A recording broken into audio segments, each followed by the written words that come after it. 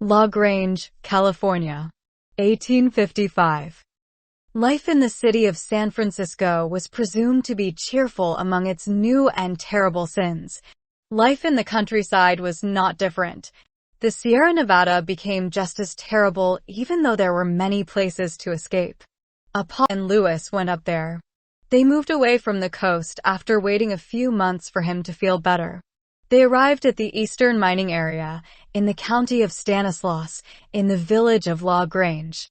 It was a popular place among French nationals, had several shops and buildings, and was presumed to soon be named the seat of the head of the county. They thought that perhaps the fresh countryside of the rural area would suit Louis better, and the discomfort of the disease would recede. It would also be an opportunity to get closer to the wealth and gold that they both came for. They heard from other Frenchmen that near the village, in mines, they had recently discovered gold quartz of big size. They just had to get a little wet in the Tuolumne River and dig on the bank. More than 50 French prospectors were there, in a mining place they called the French camp. Apollon and Louis soon settled down in an old log cabin shared with one of the few foreign women who lived in the mining area. The French camp was not exempt from the gambling rooms, and while these were not fancy or with expensive drinks, the bets made up for everything. The stockel game of domino was popular with prospectors, and San Francisco's gambling and casino scene was present. The rules reached from the cafeterias of Paris to the camp. With the large number of Chinese miners, the rules changed from time to time. The Mexican way of playing domino was popular. Many French nationals knew how and always used the basic strategies to win. Always block the drawing of the double tiles and draw the tiles with new numbers last. Draw the tiles with the highest numbers first, with the most repeated numbers in hand. Draw tiles trying to get the same number at both ends of the game on the table, the number that the right is evading. And whoever got a hand of more than 4 tiles with the same number could certainly win the game, if he has good luck and knows when to draw each tile. It had not been long since it became popular playing in pairs, although in secret from the other 2 players. Sometimes the games ended violently. North of La Grange existed the mining town of Sonora, just over the boundaries between the counties of Calaveras and Tuolumne. It was an older and larger place. Founded mainly by Mexican miners, and just recognized by the United States in 1848. It called notoriety for the mine with the name Bonanza discovered by Chilean miners.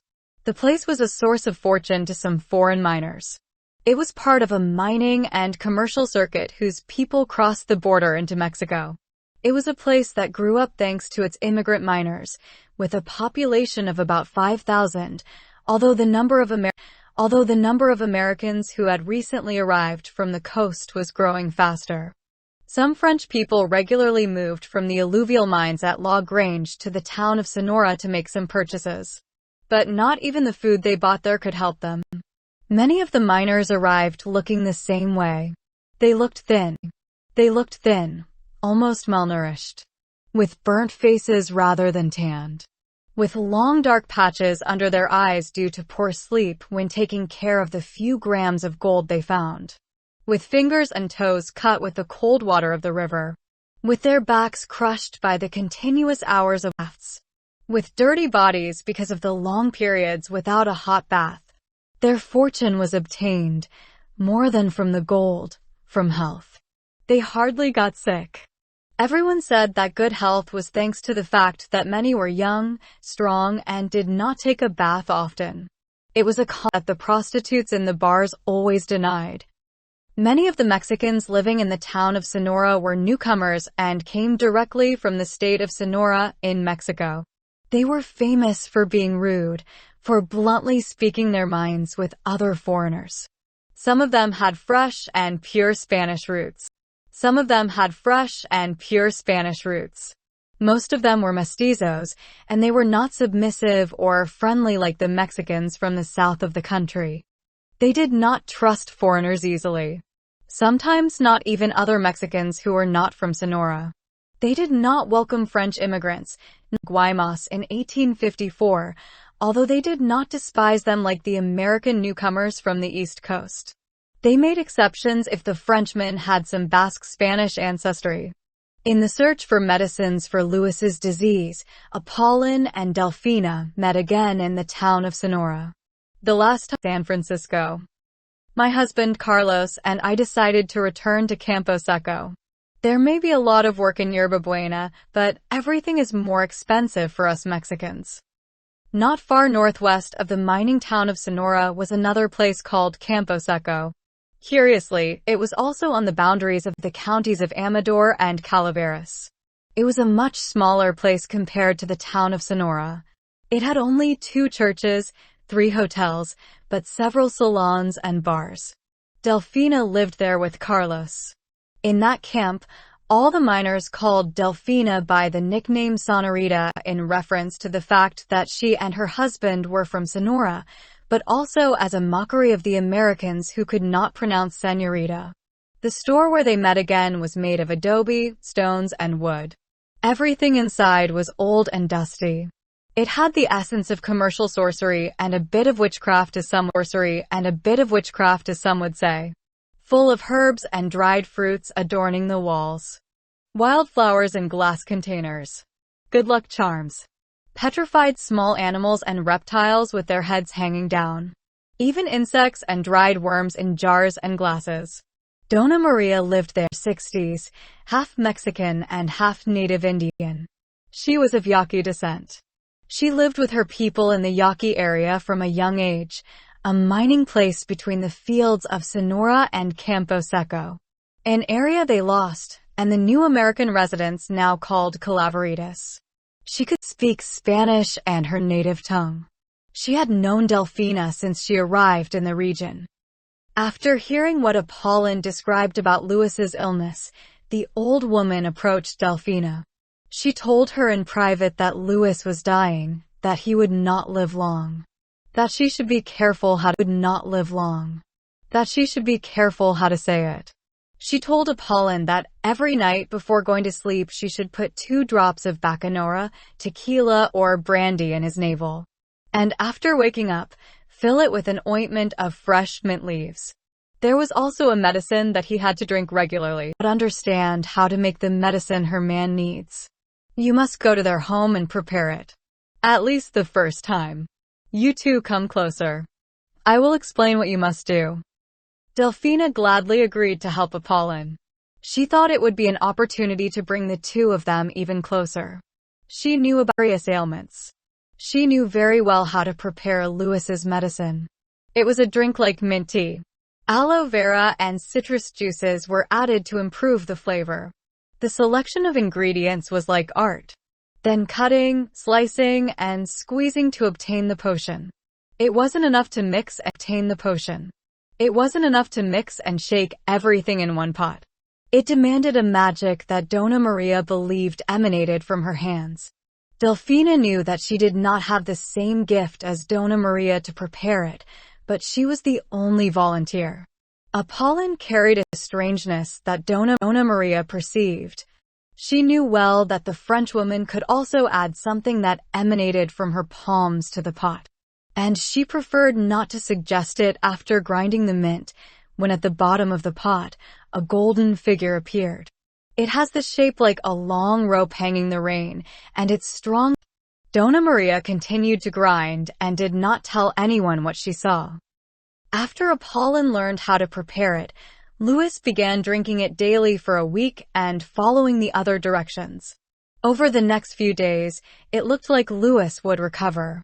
He had periods of many consecutive weeks to get out of bed.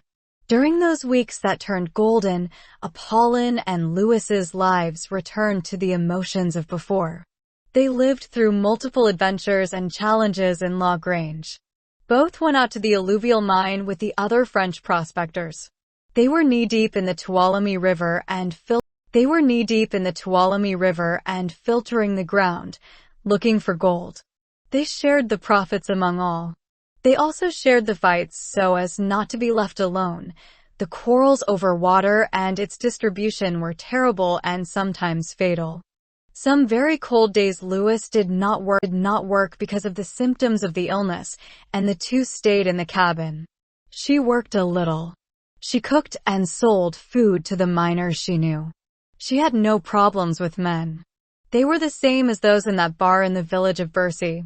It was not difficult for her to deal alone with lying, arrogant. When Louis woke up well, the good mood returned to the couple. Then on Sundays, when they were both not working, they would spend time together. They would go into the forest and set up a small tent. In the open field, they watched the moon rise over the Sierra Nevada. The erect intimacy stripped them out naked,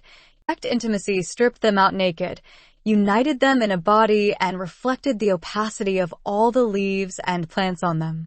They watched the fog come in and span all the way to the bottom, turning off all the lights. They heard the branches and trunks of redwood trees crack incessantly in their contortion. They perceived how the insects made an uninhibited chorus with a violent and deep crack. Early drops of water on some leaves rushed off and splashed the tent. The couple stayed late, sometimes all night. They would deceive themselves, claiming that everything was very close to how they had planned it when they were in San Francisco. It was all a lie. It was not even half of what they wanted before leaving Paris. Maybe Louis was satisfied with that. But it was not what Apollon wanted. Apollon had the strangeness of all the women in her family. That strangeness felt like a waste in America, and she noticed it when in the weeks she became a woman who, despite the workload, fatigue, and her broken body, when she could, with some effort she sought to look clean and attractive. She sounded nicer and looked more interesting everywhere. Also flirting when talking to people. She used a little mischief when she could, something intelligent. Several miners said she was entertaining. Not everyone thought she was beautiful anymore. Because of her age, they now saw her as seductive. Louis didn't like that attention, and Apollon excused herself for the flirtatiousness, saying that money lasted longer on the street even for a tired smile. The only income of the two came from her, so she often needed to look more intelligent than strange. Asthma attacks that mixed with bronchitis did not disappear in Louis.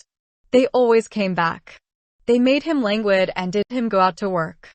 And at the time when the cough began to mix with blood, he knew it was not a good sign. In the year 1856, Apollon learned from Delphina that Louis was slowly dying, and the French couple decided to think of a new destiny. They were not married and did not feel the obligation by saying that if he died, they would not see her as a widow, but as a foreigner who remained unmarried. He told her that it would be a terrible condition for her. Alone, poor and on her own, without a companion to protect her from bad appearances. Perhaps having to work in that prostitution she despised. With the frequent fear of being kidnapped and killed.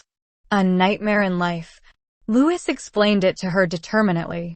He even threatened her. He indicated that they should prepare for the worst. Save money and return to France. That was the best thing for the two of them. The American story of Apollon and Louis is counted as the days of the French couple. It begins when they both left the town of La Grange. On the day he tried to impose rules on her and behaved like a jerk. When he became a frustrated baker who could only compare her to crumbs of porcelain dough. A man who wanted to mold a woman wishing to wake up always with him in the same bed, and who wouldn't mind being half-baked or unhappy with the slice of half a baguette. Apollon understood this, and she felt sorry that Louis was afraid of dying, of no longer feeling like a man. His macho and Parisian pride was enormous. But she did not say anything to him despite the preaching. Nor did she contradict him. She knew that he would never understand what she wanted. Instead, she preferred to use indifference to anything that interfered with her destiny. At a goal, like the American women of the East Coast. And for what she would do in the future, everywhere, forever, they would call her a dissident, because despite the years, neither that man nor another would know how great it is